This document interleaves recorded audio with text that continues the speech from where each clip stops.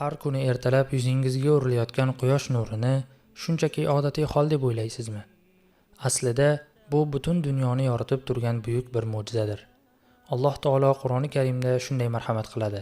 U zot quyoshni nur sochuvchi, oyni esa nurlik qilgandir. Yunus surasi 5-oyat. Quyosh bizdan juda uzoqda bo'lsa ham har kuni adashmay o'z yo'lida harakat qiladi.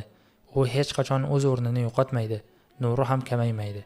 Bu shunchalik tasodif emas, balki Alloh taoloning buyuk tartibidir. Lekin biz shuni unutmasligimiz kerakki, bu tartib abadiy bo'lmaydi. Bir kun keladi, quyosh odatdagidek chiqmaydi. U mag'ribdan teskari tomondan chiqadi. O'sha kuni tavba eshiklari yopiladi va hamma imkoniyatlar tugaydi.